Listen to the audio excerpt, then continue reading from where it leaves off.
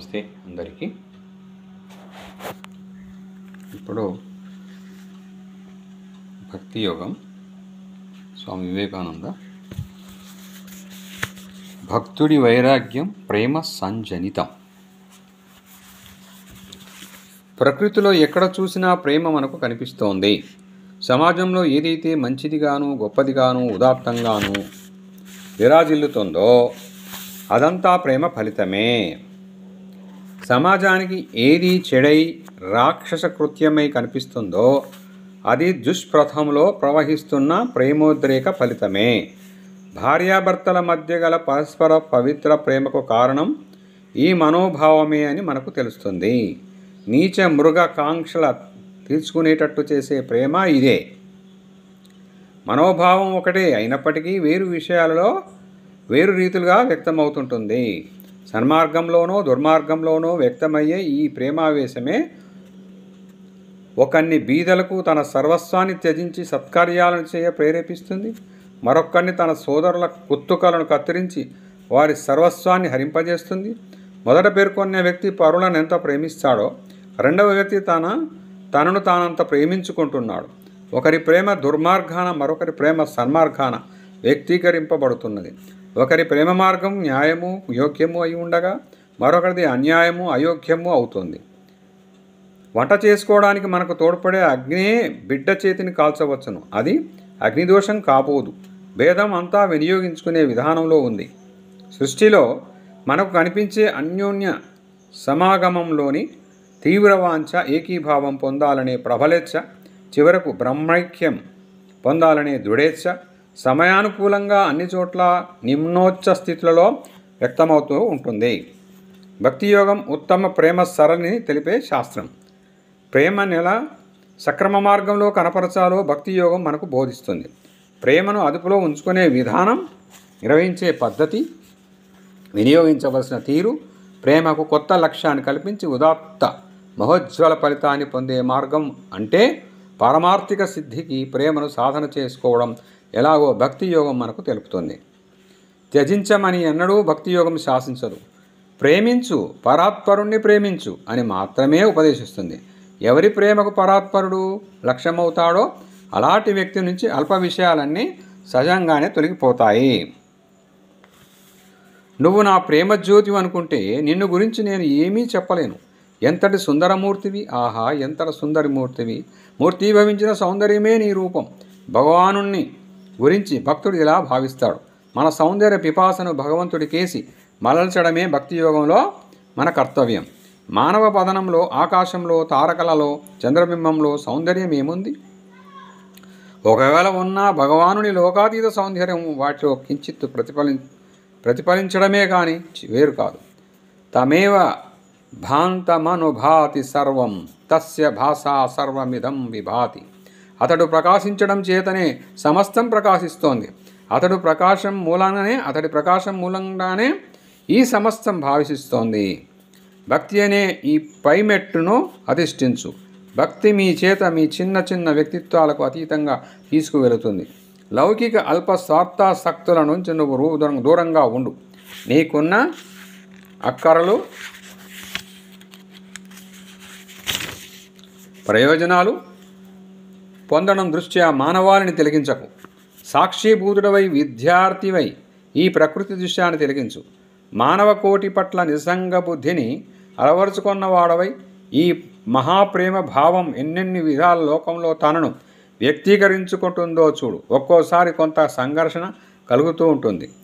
ఆ సంఘర్షణ ఉన్నత పారమార్థిక ప్రేమను పొందడానికి కొట్టుకలాడడం వల్లనే సంభవిస్తుంది. ఒక్కొక్కప్పుడు ఇంచుగా పోరాటమో పతనమో కలుగుతుంది. కానీ ఇవన్నీ అనుషంగికాలు. ఒత్తిగిలి ఉండి ఈ సంఘర్షణను యథేచ్ఛగా రానివు.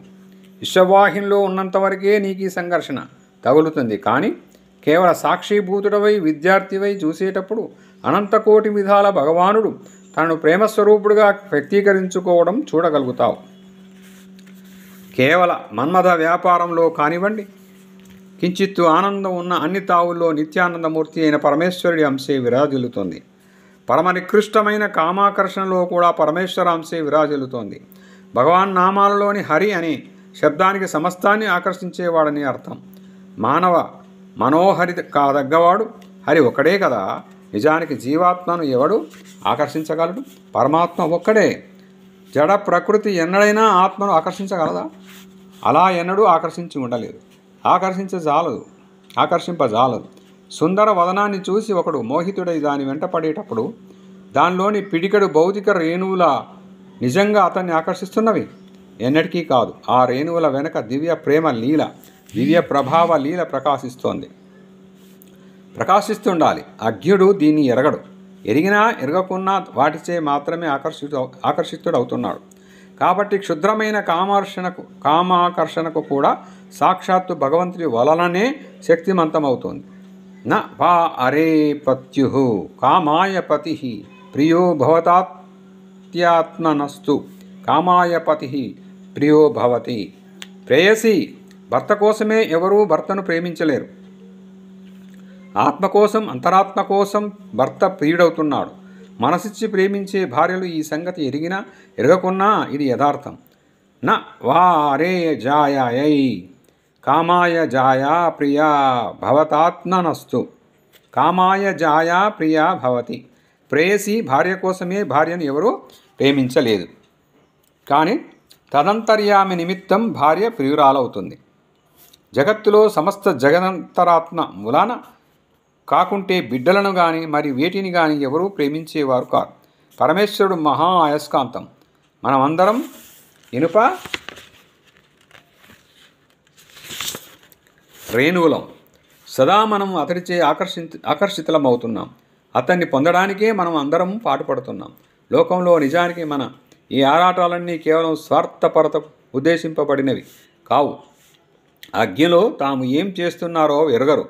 కానీ వారి జీవిత కర్తవ్యం ఈ మహా అయస్కాంతాన్ని సమీపించడమే. జీవిత రంగంలో మన సౌరంభమంతా ప్రయత్నమంతా చివరకు ఆ భగవంతుడిలో మనలను ఐక్యం చేయడానికే ఉద్దిష్టమై ఉంది. భక్తి యోగి జీవిత సంరంభంలోని అర్థాన్ని ఎరుగును, దాన్ని అతడు గ్రహిస్తాడు. ఈ మహాసంరంభం పరంపరను అతడు అనుభవించి ఉండడంతో దానిలోని రాపిడి నుంచి విముక్తుడు కాగోరుతాడు. ఈ సంఘర్షణ నుంచి తొలగి అతడు సర్వజన మనోహరి అయిన హరిని చేర తల్లడిల్లుతాడు. ఇదే భక్తుడి వైరాగ్యం. భగవద్ముఖులను చేసే ఈ దివ్యానురాగం సమస్త రాగాలను అదృశ్యం చేసి వేస్తుంది. అనంత భక్తిపూరితుడైన అతడి హృదయంలో లౌకిక ప్రేమకు స్థానం లేదు. స్థానం ఎలా ఉంటుంది? భగవద్భక్తికి సాగరామృతం అతడి హృదయాన్ని నింపివేసింది. ఇక క్షుద్ర ప్రేమలకు దానిలో స్థానం లేదు. ఇలా అఖండమైన భగవదానురాగం చేత భగవదితర విషయాల పట్ల భక్తుడికి జనించే విముఖతే అతడి వైరాగ్యం. పరభక్తిని పొందడానికి ఇదే మహోత్తమోపాయం. ఈ వైరాగ్యం జనించగానే హృదయ కవాటం విడిబడి ఆత్మ పరభక్తి సామ్రాజ్యంలో ప్రవేశిస్తుంది. పరభక్తి అంటే ఏమిటో అప్పుడు మనం గ్రహింపనారంభిస్తాం. పరభక్తి గర్భాలయంలో ప్రవేశించిన వ్యక్తి మాత్రమే సమస్త శాస్త్ర విధులు, ప్రతీకాలు సాక్షాత్కారానికి తనకు అనావశ్యకాలని వచింప అర్హుడు. అతడే అందుకు అధికారి. విశ్వమానవ సౌభ్రాత్రం అనే దివ్య ప్రేమను అతడే పొంది ఉన్నాడు. ఇతరులు వట్టి వాచాలురు. అతడికి ఎలాంటి వ్యత్యాసాలు కనపడవు. దివ్య ప్రేమ సాగరామృతం అతడి హృదయ ప్రవేశం చేసింది. మనిషిని ఇక అతడు మనిషిగా ఎంచడు, కానీ ప్రేమపాత్రుడైన భగవంతుడే అన్ని చోట్ల అతడికి గోచరిస్తాడు. సమస్త వదనాలలోనూ తన శ్రీహరే వెలుగు పొందుతున్నట్లు అతడికి కానవస్తుంది. సూర్యకాంతి, చంద్రకాంతి సమస్తం అతడికి భగవత్ స్వరూపమే. ఎక్కడ సౌందర్యం ఉంటే, ఎక్కడ ఔన్నత్యం గోచరించినా అంతా అతడికి ఆ పరమేశ్వర సౌందర్యమే, ఆ పరమేశ్వర ఔన్నత్యమే. అలాంటి భక్తులు ఇంకా సజీవులై ఉన్నారు. లోకంలో వారు లేని సమయం ఎన్నడూ లేదు. అలాంటి వారిని పాము కాటు వేసిన తమ పరమాత్మ నుండి వార్తాహరుడు అరుదించాడని పలుకుతాడు. ఇలాంటి వారే విశ్వమానవ సౌభ్రాతృత్వాన్ని గురించి మాట్లాడ అధికారులు. వారికి ఎన్నడూ కోపం రాదు. ఈర్ష్యాద్వేషాలకు ఎన్నడూ వారి హృదయం చోటివ్వదు. బాహ్య ప్రపంచం, విషయ ప్రపంచం వారి మానసం నుంచి శాశ్వతంగా అదృశ్యమైపోతాయి. ఈ దృశ్య ప్రపంచానికి ఆధారభూతమైన సత్యాన్ని నిత్యము వారు చూస్తుండడంతో ఇక వారికి కోపం ఎలా వస్తుంది? ఇదమ్మా, ఇది రైట్. నెక్స్ట్ భక్తి యోగ స్వాభావిక తత్వం మూల రహస్యం చూద్దాం. ఇప్పుడు ఇప్పటికే ఆపుదాం. Thank you yours, thank you subscribers, thank you for your suggestions, thank you one and all.